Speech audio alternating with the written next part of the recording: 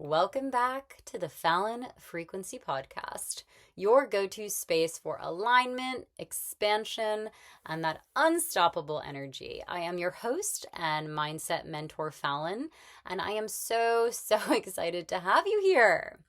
Today's episode is a big one.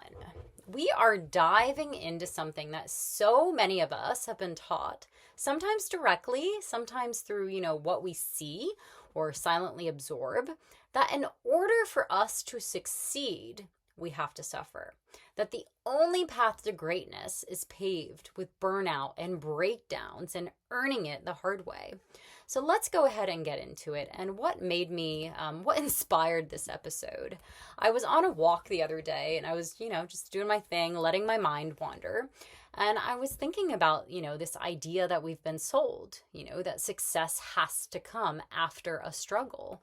That in order for us to make it, we need to have gone through the trenches. We need to feel like we have hit rock bottom, lived in our cars, lost everything, and then we earn the right to rise.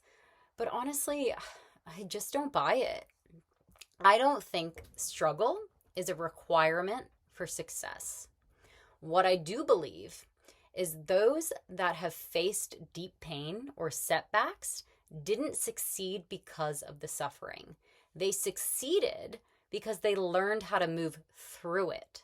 They built the resilience. They strengthened their mindset.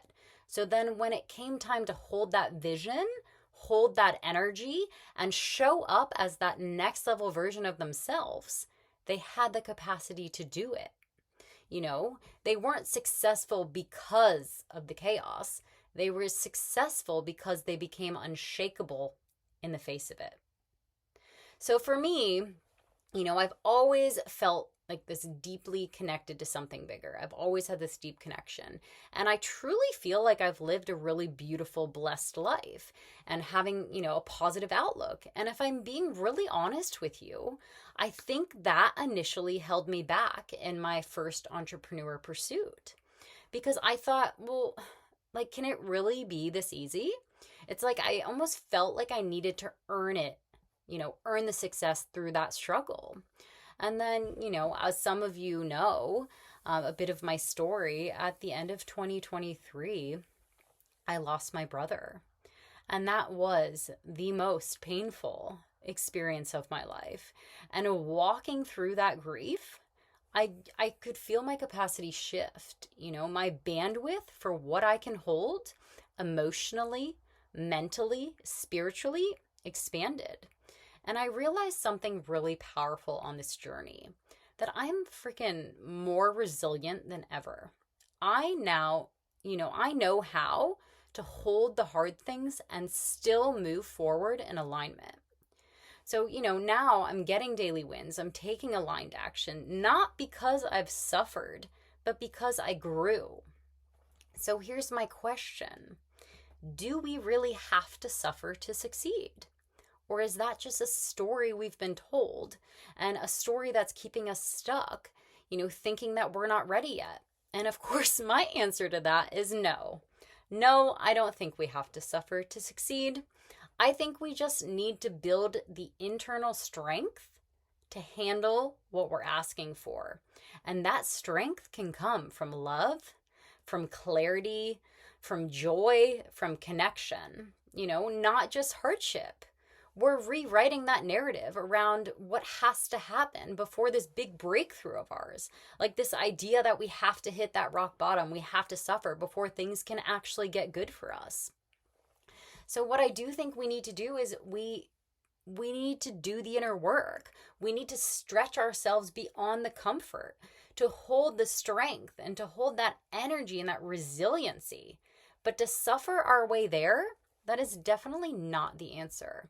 The more love and energy I infuse into this world, it's like the more it flows right back to me. The floodgates have opened.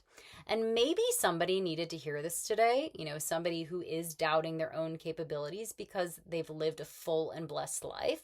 Maybe they haven't had some wild rock bottom moment. And they're wondering, if maybe they're not ready, the breakthrough is not going to happen. But I'm here to say that I don't believe that's the truth. There is definitely something magical about rising through a challenge, but only if you let it expand you, not stop you. So, on that note, I'm going to give you, a few myths as an example that we can really rewire our mindset for success without the struggle. Breaking free from that belief that you do have to struggle to succeed. And starting with, myth number one here is that you have to hit rock bottom first. I can understand why this would feel pretty powerful. Rock bottom is pretty dramatic. It's that moment, in a movie where the music changes and then the comeback begins. But here's what I know from my own personal experience. Rock bottom is not magical. It is not the secret key. It's just the moment when your faith and your trust and your sense of self completely cracks open. And really the only way out is to rebuild it. And that is what creates the transformation. It's the rebuilding, the choice to get the fuck back up. You don't have to lose everything to make that choice. So no, I don't think you have to hit rock bottom first. Myth number two, if it's not hard, it's not real. I'm really not even sure where this one came from. But I feel like that is also so false. I've had some really beautiful, aligned, expansive things happen in my life that felt easy. And they felt easy because they were meant for me, because I was ready for them, because I said yes without resistance. So hard does not equal value. Struggle doesn't equal proof. Ease can be just as powerful when it's built from clarity and commitment and that aligned action. Okay, myth number three, pain builds character and we must suffer to be worthy. Now, this one to me was kind of tricky. Yes, pain can reveal character, but suffering doesn't make you worthy. You already are worthy. What pain really does is stretch your capacity. I'm all about the capacity. It teaches you to persevere, to choose again. And let's be real here. There are plenty of people suffering who do not rise, who stay bitter, who never turn that pain into power. So it's not the pain that actually changes you. It's what you do with that pain. And if we rewind a bit into my story, when I kind of first started on this path as an entrepreneur a few years ago, things really did start clicking really quickly. I was kind of made it to the top of whatever level I was trying to get to, and I did so in a matter of months. And the energy felt right and I was in the flow. And I do remember thinking, can it be this easy? Surely there's going to be a ball drop moment. And it was, yeah, exactly that. I felt like I was waiting for the other shoe to drop. I didn't trust the ease because I think I'd been, this false narrative that I had been sold a story that success has to be hard, that I had to grind and hustle and earn every bit through that struggle. So I definitely had hesitated. I held back because somewhere deep down, I guess I didn't think that I had earned it yet.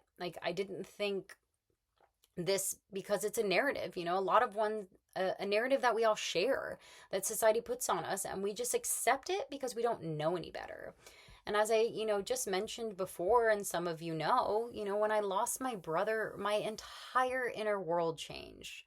Grief to me is honestly one of the most intimate, stretching, painful things a person can go through. It's like this crash course in being a human being. It opens up a depth inside of you that you didn't even know existed. And once you've been there, you're never quite the same. And if you've experienced it, you just feel everything more deeply. The love, the joy, the heartache, even those quiet moments in between are different. And while I would never wish it upon anyone, that kind of loss has given me such a different kind of strength.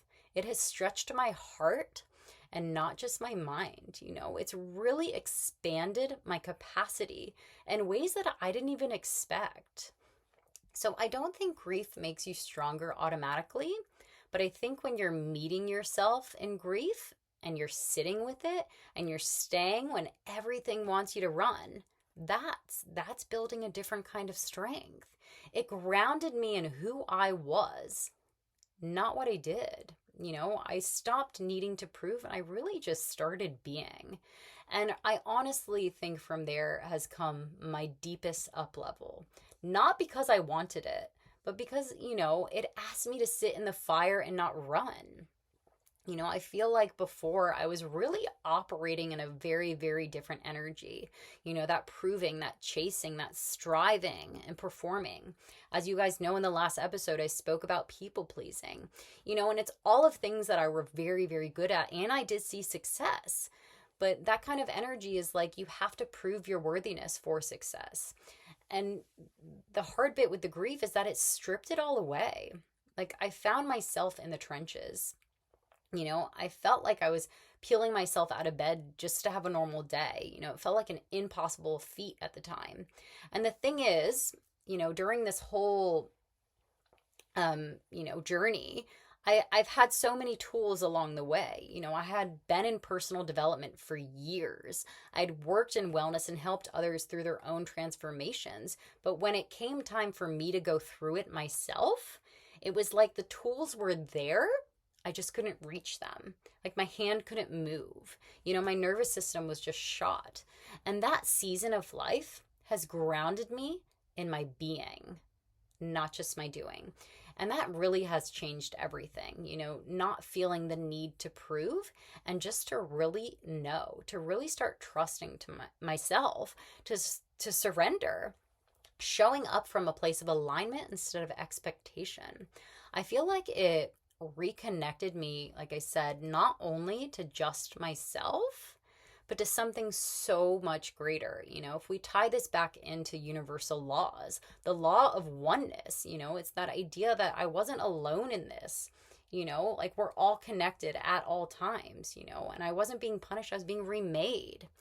So I had hit what felt like rock bottom, but from there started to rise to my highest self. And maybe, that's the irony here. Maybe it was that pain that gave me access to the top. Not because I had earned it through suffering, but because I'd finally let go of trying to earn it at all. So that is the shift that transformed everything in my life and in my business. The not forcing, the not overthinking, not trying to mold myself into what I thought would work. It's really more about showing up as me, starting to really speak from the heart, share my perspectives, my lessons, and my truths into something, really powerful that's began to happen as people are listening, people are feeling, people are coming towards me because I'm in alignment. It's an extension, of my own healing, my own joy and evolution. And it's really that I just had to stand in my own frequency.